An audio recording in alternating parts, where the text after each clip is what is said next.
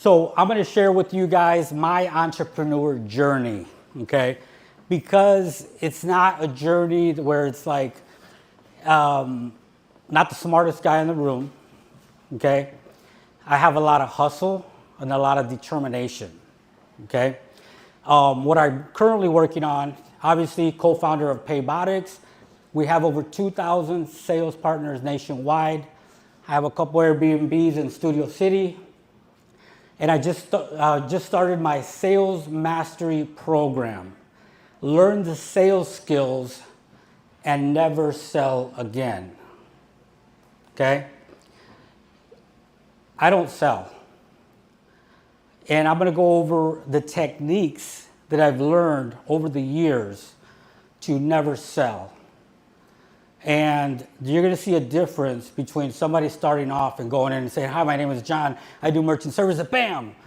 Get slapped in the face. Okay? I'm going to show you techniques where I walk in and I say, I heard this is the best pita restaurant in town. The owner must be so passionate. And guess what? The owner pops up and says, thank you. Yes, I'm the owner. Oh, great. How long you have this restaurant? Bam, bam, bam, bam. We're just chit-chatting. Next thing you know, he says, John, or says, oh, so what do you do? Oh, that's telling me, pitch me. Okay? I get invited in, guys.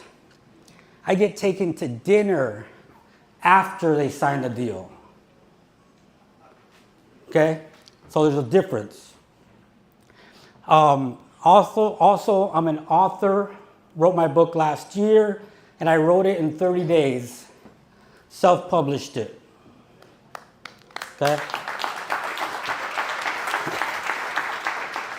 It's called Abundant Mindset, Harness the Power of Opportunity, and I'm gonna share you guys how I did that.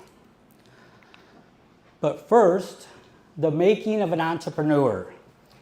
Picking cucumbers as a 10-year-old kid, delivering cheese on my bike that my grandmother made from the cows we milked, following the footsteps of successful people. So this is actually not a picture of me, but I got it from Google, because back in those days we didn't have phone cameras. So, but what I learned, guys, at the time, we were not, so just so you understand, we were not poor. We were lower middle class because we hustled, we worked as a family, okay? But I have 5 brothers and 1 sister, so that's a lot of mouths to feed, okay? But what I learned, guys, during these times is, first off, my dad would have a meeting in the springtime and say, guys, the summer's coming up. If we work together as a family, everybody can get Nikes, Levi's, because we used to, you would get the hand-me-downs. Like I'd be looking at my brother and be like, don't mess with that shirt. That's mine next year. You know what I'm saying? So for us to get brand new Nikes and brand new jeans and whatever we wanted. And he says, we all work together for the next 2 months and you guys are getting all that. And we go to Mexico for 2 weeks vacation. We're in. But here, guys, this is where I learned my worth, okay? At the time, I could pick, we normally would go for 4 hours to the field. It's at 5 in the morning before the sun came out. We'd work about 4 to 6 hours, but typically I would pick the equivalent of making $6 an hour, which at the time, the minimum wage in Ohio was $3. So as a 10-year-old kid, I'm already making double of minimum wage, okay? I was born in Florida because my family, they were migrant workers. We went from Texas to Florida to pick oranges, tomatoes, that's where I was born. Then we went to Michigan to pick apples, and then Ohio to pick cucumbers and tomatoes. And at some point we stayed there, okay? But learning this valuable thing taught me to always work on commission because I can outperform hourly. Okay, nobody's gonna pay me $1,000 an hour. But I'm going to go make $1,000 an hour. Okay? Okay, so this is not me either, but that's what I imagined I looked like back then. So a couple school years I went to spend with my grandparents and stayed there. And we milked cows, fed the pigs, did all that good stuff. I delivered the cheese on my bike my grandmother made. So I like to say I was there before DoorDash. So, but this also taught me a lot of resourcefulness on the farm. I mean, all my uncles, grandfather, they were all entrepreneurs. And not all my brothers and sisters are, but I learned from my uncles. And as a kid, I was dying to go work with them. Like, can I go pick oranges with you? You know what I'm saying? Like, for me, it was like, I'm looking at them like they're NBA players. Because they're coming home like, oh, we made this much money, blah, blah, blah. I'm like, man, I want to go work. I want to go work. Put me in, coach. Okay, so this is where I made a transition, guys. I was 17 years old, and I'm sitting in the library, just became a senior. And I've pretty much been a goofball in high school. You know, nobody really said, hey, you should apply yourself. It was just kind of like, my dad said, we're going to teach you how to work, and we give you an opportunity for an education. You pick what you want to do. So I'm like, okay. But I'm sitting at the library with some friends, and they are saying, oh, I'm going to this school, I'm going to that school, I'm going here. And I'm like, oh, before they get to me, I'm out of there. I just took off. So what did I do? I'm like, oh, I don't know what the hell I'm going to do. These guys already have their life planned. So I go to I'm in the library, so I walk over to the autobiography section, because I see these guys are all successful here. What did they do? So I just start devouring those books, okay? This is Aristotle Onassis. He was a billionaire in the shipping industry. Lee Iacocca was he was the godfather of the Ford Mustang and worked for Chrysler. Henry Kravitz is still in New York, and he owns, so one of the companies we work with is called Fiserv, okay? That's like a $25 billion company. He owns 1,000 of these companies. He bought Fiserv, and then probably kept it for 15, 20 years, and then just resold it again. But he still owns 15% of it. But he owns 1,000 of companies across the world. Okay, these are the people. These were my mentors. One of the things that they all had in common was that they were going to the military to learn discipline. Okay? So what do? This really is me, guys, 18 years old. That's me in Hong Kong at 18 years old. I probably graduated 6 months before that. You see my GQ look? I used to read GQ magazine. I mean, everybody else that's in the Navy, they're all dressed in shorts, and just going out to have a good time. We just landed in Hong Kong. What do? I go get a custom suit made. And I'm walking around like I'm a CEO. Okay? And that's us pulling in to Hong Kong. So, okay, this is me. That background is LA. So that must be sometime around 1997 when I first came to visit. But I was roaring to get started, guys. The art of networking by storytelling. At some point, I moved to San Antonio, Texas, and I started working at Bally's Total Fitness. But one of the things, I wasn't really that good of a salesperson, okay? One of the things that we had to do was you had to look busy. I learned it as a kid. If my dad walks in, you better have a book in your hand, or he's going to say, go clean the yard. Go clean the garage. So I always learned to look busy, okay? So when I'm working at Bally's, what I'm doing is I'm going up and talking to the members. And when I was working during the day, noticed that all the members, most of them were business owners. Okay, so I got talking to them. One thing I did do in high school was I was a yearbook photographer. Okay, so that was my first passion before business. So while I'm at the Bally's, I'm talking to the girl at the daycare. I'm telling her how I do photography and my dream is to work for National Geographic. I'm just telling her the story. A couple weeks later, she comes to me. She's like, John, I just started a job at this newspaper. They're looking for a photographer. I go for the interview. The guy says, are you good? I said, I'm very good. He's like, okay, you know how to do the darkroom? Absolutely. He's like, let me show you the closet. Brand new equipment, everything. He's like, here's your darkroom. I got to set it all up. What do? I run to the library, get 10 books, devour them. In about 3 days, I got the darkroom set up. Okay. At the same Bally's, I met a guy that mowed lawns. So I went out to mow lawns with them. Then I was like, that's not for me. I met another guy that owned real estate. He flipped houses. Okay. I was intrigued by that. At some point, I started a painting business, just knocking on doors. And then he was one of my first clients. I was able to go back to him to be my first client to paint his house. Okay. But at the time, I was still 21 years old. I didn't know enough about business to continue going. I didn't have any capital, so I was just winging it. At a certain point, I had to give up and go back to work. But right at that point, there was a time when I went, my business partner and I were knocking on doors. We said, let's knock one more door, because nobody kicked us out. We didn't get a deal, but nobody yelled at us, so we're doing good. Let's just do one more door. House is brand new.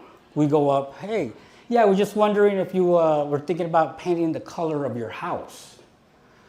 He says, actually, yes, I have been thinking about it. We're like, oh man, literally signed him up right there. Okay. That guy owned an insurance company, and he introduced me to his friend that owned 50 houses. Okay. So in all of that, guys, is the art of networking by storytelling.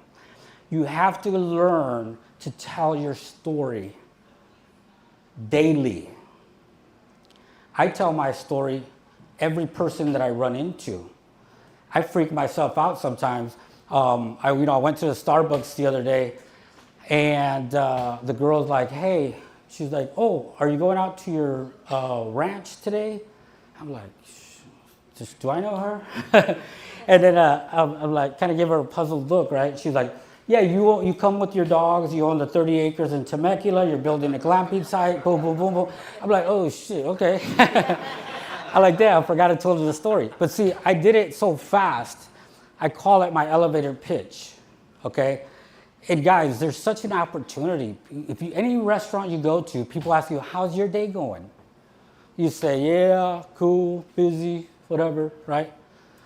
I go, oh, my day is going amazing. I'm going out to visit merchants, meet some clients. I'm doing this. I worked out at 6 a.m. today. I walked the dogs. My day's going amazing. They're like, oh, wow. They want to be a part of that. That's what they want to be a part of. And while I'm doing this, I'm looking at their expressions. Once their expression invites me in, then I drop the elevator pitch, the real pitch, okay? Okay, starting in merchant services. Guys, I didn't start the way you guys are starting, okay? I actually, before I did merchant services, I worked for an investment firm, and I became the #1 sales rep at that time. For that company, I was making $10,000 to $15,000 a month at 28 years old. Stock market was hot. My clients were in Australia. But then the market crashed. And you know how the country song goes. You lose everything. I literally called the bank and said, come pick up this BMW. So then I'm starting off on the bus. But even though I was still excited, because one thing I didn't like about the investment business is that you're in an office for a long time, every day. I wouldn't leave till like 8 p.m. I felt like life was passing me by. So when I got this opportunity, I was like, you mean I get to go out, be out in the field, make my own hours, and talk to business owners? At the time, guys, I was a failed entrepreneur. So I'm trying to figure out how these business owners are successful. So that's why doors were opening for me. Because when you talk to them about what they love, they're going to open the doors for you. Okay, so after like 2 months, I was able to save $3,000 and buy a car, which eventually I drove to the ground. Okay, because I'm literally, I can drive 3,000 miles a month, chasing down deals. Okay, now this David and Goliath, and like everything, guys, you guys can get stuck. I was stuck at the beginning when I started merchant services. I learned sales and studied sales since I was 20, and I was just studying it and studying it and studying it. So I became pretty good at it, but this was a new industry. Okay, but when did I notice that there was a David and Goliath moment? When I went to a client, and I speak Spanish, so the client, she only spoke Spanish. I said, what's wrong with your machine? She's like, oh, it's broken. I've been meaning to go to the bank, but I'm so busy, blah, blah, blah. I don't want to call the 800 number. They don't speak Spanish, boom, boom, boom. I'm like, don't worry. I'll take you to the bank, and I'll translate for you. So I went with her. Bank says, oh, no, we don't do merchant services here. Pick up that phone right there on the wall, and they'll talk to you. I'm like, what the hell? Like, what's going on here? So I said, you know what? I just told her, I said, you know what? Let's just go back to your business. I'm going to sign you up, and you'll never have to call an 800 number again, because I'm going to be your personal representative. Bam. That's when I realized that this effing bank, which is a monster, is so busy that they cannot take care of their clients. They're so busy making so much profits. So, and at first, guys, what I was thinking is like, there's a Wells Fargo on every corner. You see the commercials, we've been around since the 1840s. Like, how am I going to compete? Like, I barely had enough gas money. How am I going to compete with this monster that has millions of dollars in advertising? But once I discovered that, guys, I took off. So when anybody says they're with Wells Fargo, Bank of America, Chase, boom, I'm on them. Okay, dominating the market. Guys, my average month was 15 accounts a month. Some of you guys have aspirations to sign one account. Okay? You guys see it right there. And you see that? John Sarabia, May 2006, $300 bonus. There was no bonus, but I went to the owner and I said, I need a bonus this month. How many deals do you want me to bring in to get a bonus? So I just started creating my own bonuses. So I saw merchant services as a gold mine, and this is what I would do for the rest of my life. I just had to keep adding accounts, and my residual would grow. This is beast mode, guys. Okay, and if you see, I have notations: lead, referral, referral, referral, lead, cold call, lead, referral. Like the UPS store, I got that from the Baldwin Park Chamber of Commerce, because I volunteered at the Baldwin Park Chamber of Commerce, and I sold fireworks as a volunteer, and the president is right next to me, and he introduced me to the guy from the UPS store. You see these 3 referrals: Autoglass 1, Autoglass 3. That's my friend. We would hang out all the time. I couldn't ask him to give me, he was a manager at this place. I couldn't ask him to give me those accounts. What did I do? I created a desire for him to give me those accounts. What I said to him is this. I said, my company is starting a new program right now. For every account that you give me, they're giving a $300 Visa gift card. I said, you know a lot of business owners out there in your industry, but I'm really targeting these. But I'm putting it in his head, like, you know a lot of business owners out there. Imagine what $900 could do for you this month. What did he do? He went and got those deals for me. Okay?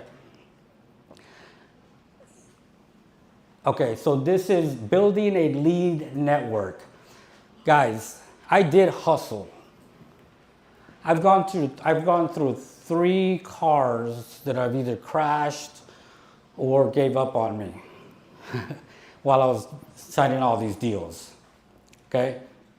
But at a certain point, I realized I could do 20 deals a month, but I'm freaking tired.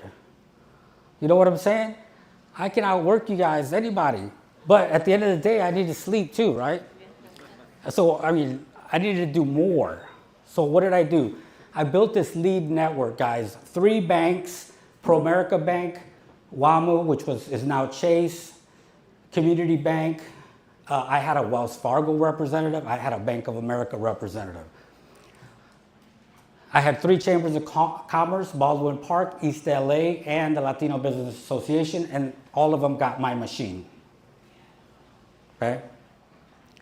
And so I had 3 professionals, an alarm installer, a business license guy, an accountant. I've had more than that, but this is just some of them. But all these 3 sources, each were giving me about 3 deals a month. So they're handing me 10 deals a month, guys. Then I stopped cold calling forever. Okay? But you gotta build this lead network. And I've been telling people that for the last 2 years. Not everybody's listening to me. Okay? Amanda, where you at, Amanda? Amanda? Okay. Might be on break. Okay. So Amanda is listening to me, and she's part of the Miami Chamber of Commerce, and she's already signed 4 deals. Okay? Pro-America Bank, guys, the way that I got that is I'm always looking for opportunity 24/7. I'm sitting at this coffee shop and I'm reading this newspaper and I see this Latino female-owned bank is opening in downtown Los Angeles tomorrow. And there was a number at the bottom. I just picked up my phone and I called and I said, this is John Sarabi, I do merchant services, I speak Spanish, boom, boom, boom. You guys are gonna need a merchant services provider, please give me a call. Just shot my shot. Surprisingly, they called me the next day. They're like, can you come in? Boom. Came in, did a deal with them, and then they were just calling me every month. Can you come to the bank? We got a deal for you. Can you go with us to close this deal? Easy peasy. The alarm installer, that's another opportunity that just fell in my lap. I'm literally walking. I was in a shopping area and I'm walking and there's another guy and we're both kind of dressed like sales reps. Say hi. Yeah. He says, hey, so what do you sell? I go, oh, I do merchant services. I put in the credit card terminals. Oh, he's like, I do the alarms. He's like, that's my client. He's like, how much would you give me if I introduced you to him? I'm like, oh, what you know? So we worked out a deal. Now he's calling me, giving me 3 deals a month. Okay? And then guys, how do you pay these guys? Well, what I did at the time is I would sell the machine to the customer. And that gave me the commission to pay these guys. I could still sell machines. While everybody else is giving them away, I could still sell them. Okay. When I first went to the interview for merchant services, the one thing I asked the guy is I said, hey, can I open my own office? He says, yeah, absolutely. I'm sure he gets that question all the time. But there's this quote that says, "The dangerous man is the man that dreams during the day, because he will take action." So anytime you challenge me, I'm going to take action. So what did I do, guys? 18 months, I go to the owner. I said, I found the location. Here's how much it's going to cost. You said we could do it. He said, let's do it. So I opened the office. Guys, there were sales reps that have been there for 10 years before me, and they're stuck. They're stuck. And a lot of sales reps don't get beyond making $2,000, $3,000, $5,000 a month.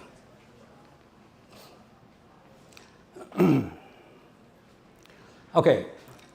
Now at this point, guys, you know, the owner of that company did not realize that I needed to be making $15,000 a month, because that's what I was making before I lost everything. So I wanted to get there back fast. The being on the bus is not like driving the BMW, okay? Literally, I went from eating steak to eating Little Caesars. So I had to get back to the steak. So that's what was driving me. And at the time, they were holding me back. And I was telling Rob, so Rob and I, we would meet at Starbucks and just chit chat. You know, like people meet to talk about cars or whatever. Him and I, we were aspiring entrepreneurs. So we would meet and talk about business. Like, did you see what Bill Gates did? You know, did you do, you know, just talking business. And I'd always tell him, oh, dude, my residuals are growing. Everything's cool, blah, blah, blah. At some point, he's like, so how does that work again? I've probably told him 10, 20 times. But he's like, how does that work again? Oh, one day he got it. He's like, oh, shoot, man. So he has uncles and cousins that work in that own businesses. So he went to his dentist, goes back. His dentist's like, hey, Rob, what are you up to these days? Because he was always up to something. He was selling mannequins on eBay, which I was like, damn, that's badass. But the dentist is like, hey, what are you doing? What are you doing these days, Rob? He's like, oh, I just started merchant services. I save people money. That's it. Dentist says, oh, why don't you ask the secretary for our statement, see what you can do. After that, he was hooked. He's like, it's that easy? We're gonna make $300 a month on this? Yep. He's like, damn. So then it was on. At this time, I was falling out with the other company. They were holding me back. Rob says, let's start our own. Woo! I'm like, are you crazy? You know how what that's gonna take? That's a lot of work. We don't even have an office. Where do we start? But it's kind of like, guys, if I'm on the cliff and somebody's like, you know, this option back here is not looking so good. So at that point, if I jump, maybe I survive, right? So I jumped. And we started this company, and we were all in. I mean, I literally moved into a $400 a month apartment, or not even an apartment, it was an office with no shower.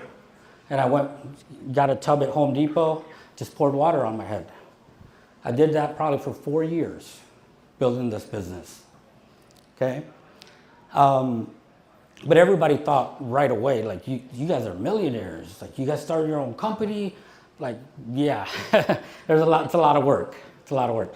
But people would say, where's your office? Oh, we're having our office renovated right now. We'll meet you at Starbucks. I would literally have the whole table at Starbucks. I'd have 5, 6 people there, and I'm training them. And I'm like thinking, like, damn, I wish they'd turn the music down in here. I'm trying to work. And I didn't even have Wi-Fi at home, so I would go to Starbucks to key in applications. And Rob and I were customer service. We were recruiters, traders, motivators, installers, everything.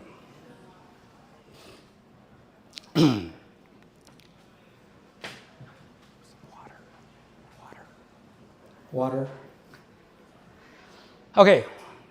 And then today, thank you. Sorry, guys. 2-minute break. So today, here we are, Cash Swipe. You know, when we met Paul a couple years ago, Rob and I, we're kind of already semi-retired. We do real estate as well. We do a lot of other ventures. I like creative financing. So, and our company was still growing. We have our portfolio, so we're cool. But we met Paul, and he's like, "Hey, we got this doing this ATM thing," and boom, boom, boom. We're like, "Oh, okay." So, anyways, we eventually sat down with him, and we're like, "Okay, let's see what this guy can do," because our business is different than the way he does, business. But it's been a very, very great opportunity that he's been able to bring a lot of people to the table and give them this opportunity, okay? Because the reality is our business is a very quiet business. Rob and I, we're low key. You know what I'm saying? We're not really like too flashy or, we're just low key. We barely got on Instagram and Facebook and, but partnering with Paul, like reawakened a lot of things, because I'm 54 years old, okay? I've been hustling for a long time, but I still got more hustle in me. But at a certain point, you're like, people say, why don't you just go chill by the pool? I'm like, I did that. I did a lot of that during COVID, and I couldn't have anybody come over and hang out with me. So what you gonna do by the pool by yourself all day, right? Yeah. Okay. But yeah, thank you, Paul. Thank you, the Cash Swipe team. And also thank you, our amazing Paybotics team.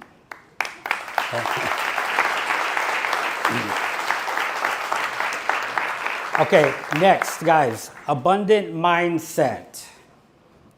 This is the book that I wrote in 30 days.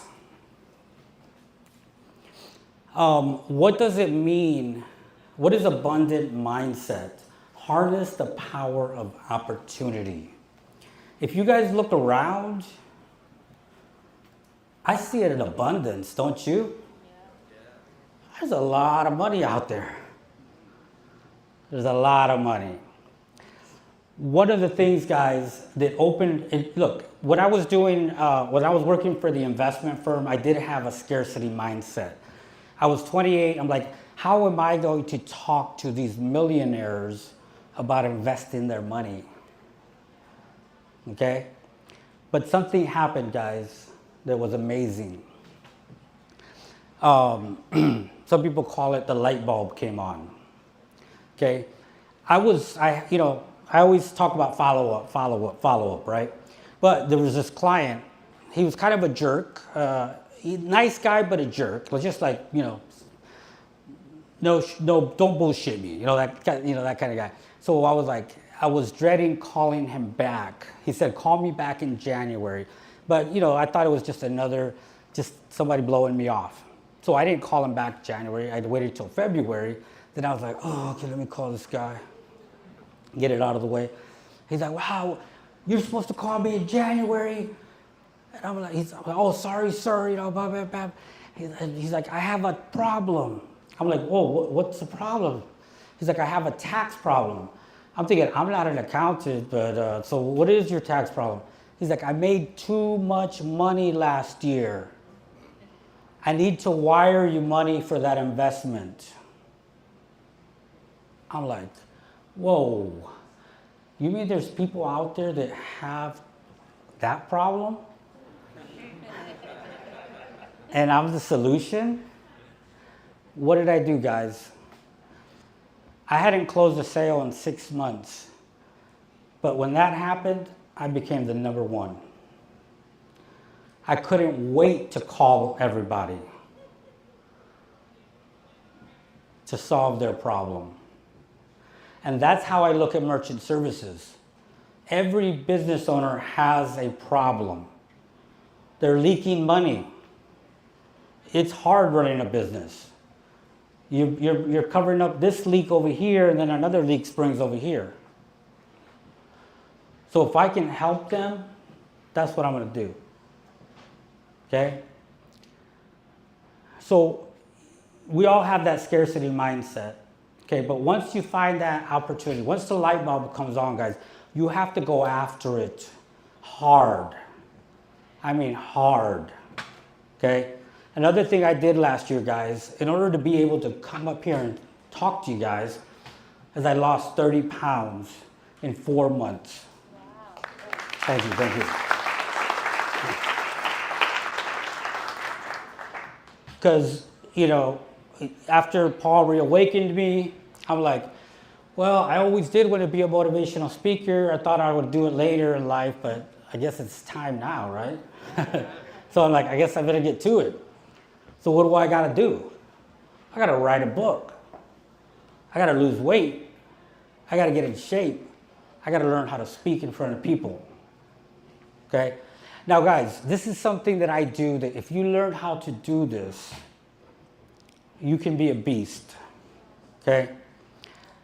I call it harness the power of opportunity. An example is when I was building my glamping site, first thing I asked myself, is it even a business that's going to be profitable? So what do? I go on YouTube and I watch 100, 150 videos on glamping. And then I say, yes, it's good. Let's do it. So now, what do I do next? What kind of land do I buy? So I go watch another 100 videos on land, zoning. I became a land expert, guys. I devoured these videos. Okay? If I'm awake, I'm watching a video. Then, so check this out.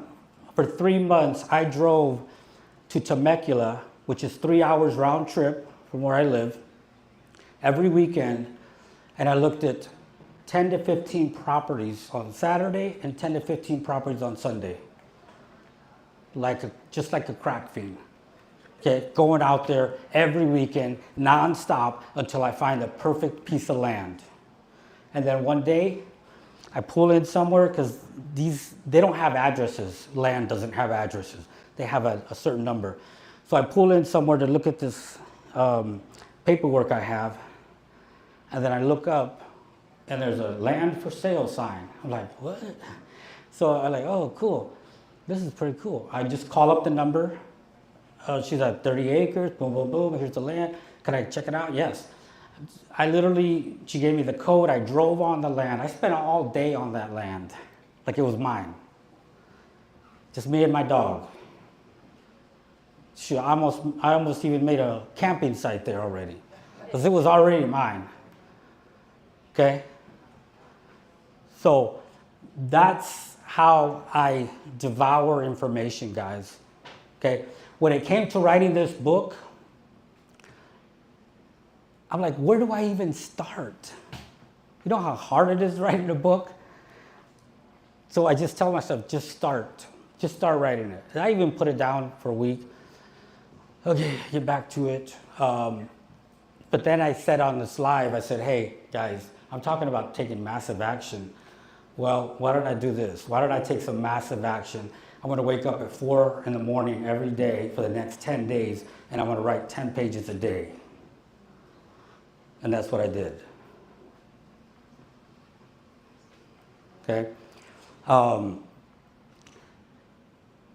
Then, how do you self-publish a book? Well, I watch 100 videos about that. And what's an ISBN number? Watch a bunch of videos about that. And what's the trademark? Who's going to edit it? Who's going to do this? Who's going to do that? Boom. Pieced it all together.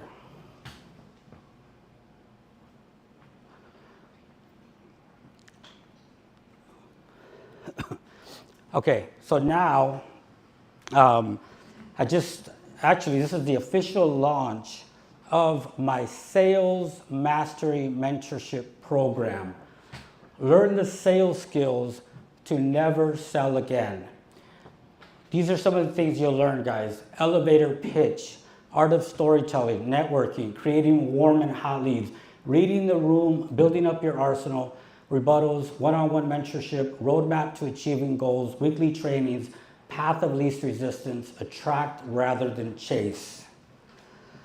And I want to go over these 4 pillars of sales, and I've been through all of them. First one is the rookie. Rookie comes in all excited, yes, got the new business, I'm set. Everybody wants my machine. Then you get out there, you're like, boom. You know, like Mike Tyson said, everybody has a plan until you get punched in the mouth.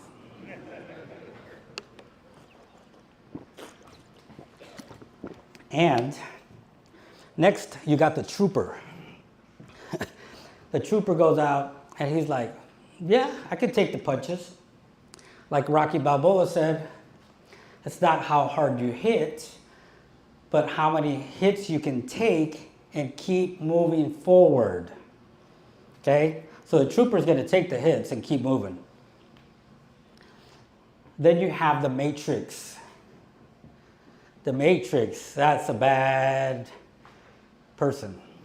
Okay? The matrix walks in and he does an inventory, finds a decision maker, and he knows the objections are coming, and he just does the matrix.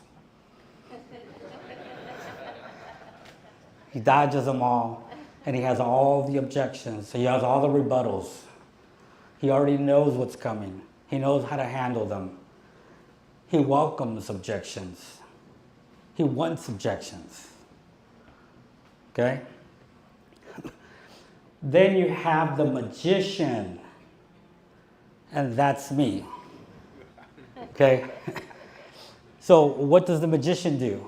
The magician walks in, says, man, this is the best pizza restaurant in town. That's what I heard on Instagram. Is it true? Okay, great. The owner must be so proud of this. And he might be the owner, he might not. Okay?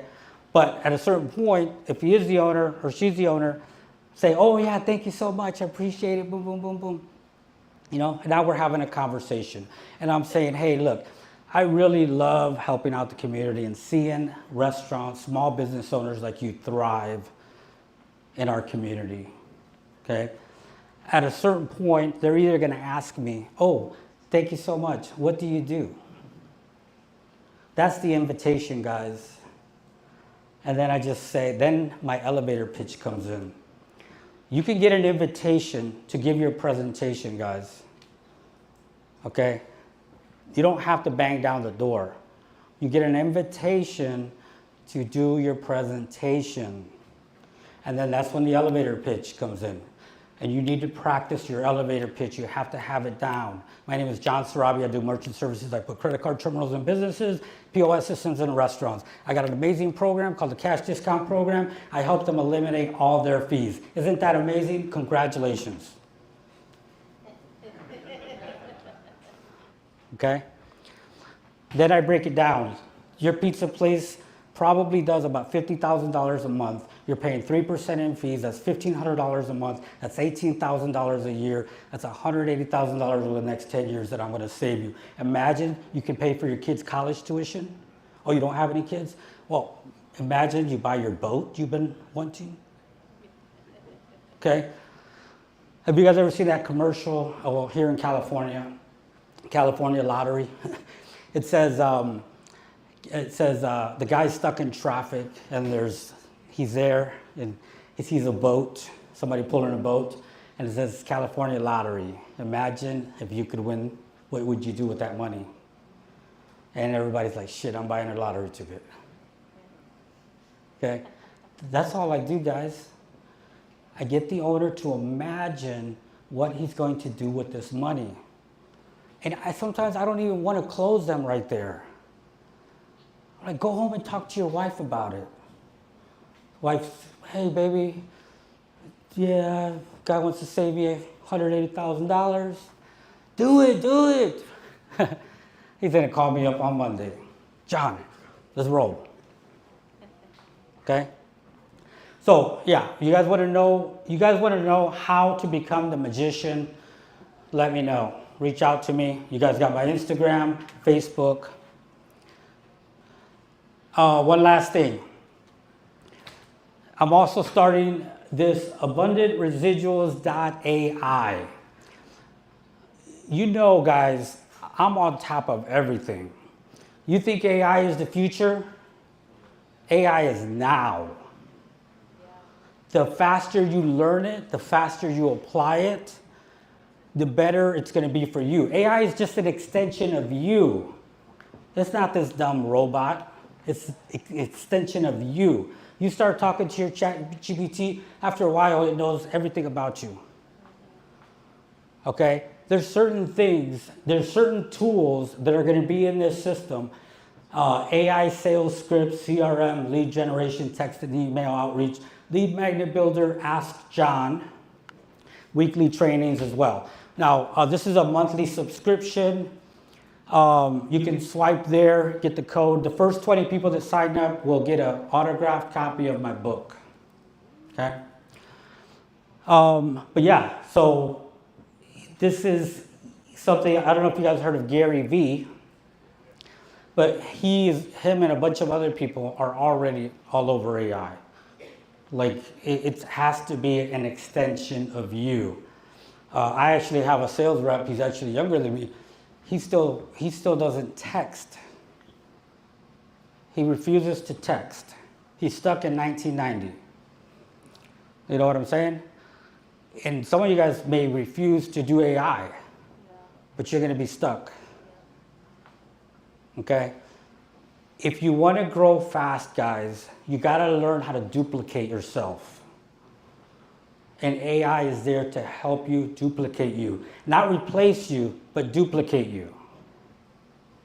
Okay? You see how much stuff I'm doing. So if I can have AI help me do some of this stuff. Yeah. All right, guys. Thank you all for coming. Remember, there's a lot of opportunity out there, guys. And I mean, this is how I am, guys. You see my teeth? These are actually wolf's teeth, okay? Because I go after it. I go after it, and I go after it, and I go after it. I'm not saying you can do it overnight, but you got to keep moving. You got to keep moving. Move fast, keep moving. Take the hits, maneuver, do what you got to do, but keep moving forward. Let's go.